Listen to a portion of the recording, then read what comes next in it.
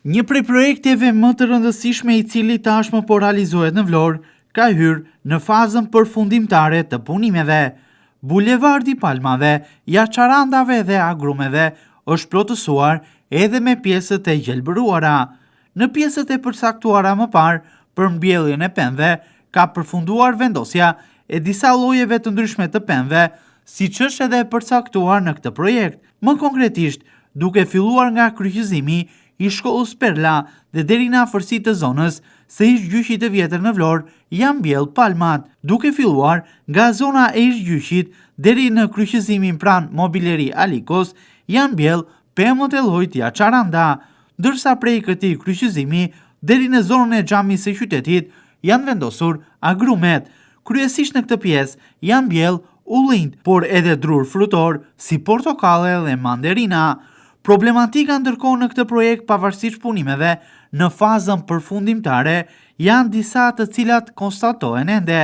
Së pari, një pjesë e madhe e pemëve të llojit pish vazhdojnë të jenë të thara. Këto pemë në segmentin e parë të këtij bulevardi janë mbjell vetëm pak kohë më parë, por për shkak të një sër anomalish në përzgjedhjen e tyre, mbjelljen apo transportin, si dhe vaditjen, ato tashmë janë tharë.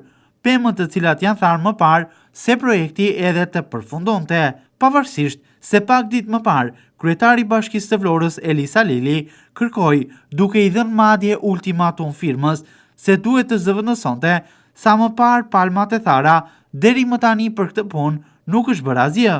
Vlen të theksohet edhe fakti se u kërkua gjithashtu avancimi i punimeve i ndjeshëm dhe rritje e ritmit të punës, por siç dallohet edhe nga pamjet, pavarësisht kësaj, në zonë punojnë vetëm një numër minimal punonjësish, të cilët po realizojnë projektin.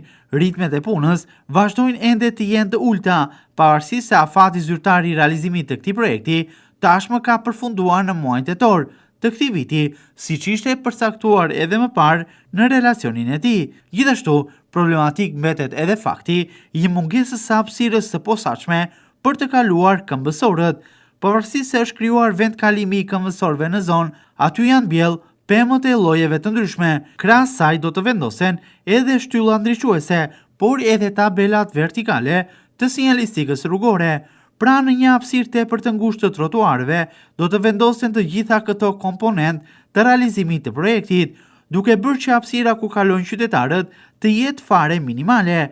Personat me karroz, me aftësi të kufizuar, apo edhe nënat me fëmijë të vegjël, të cilat mbajnë edhe karroz, do ta kenë të pamundur të ecin përgjatë trotuareve të këtij segmenti.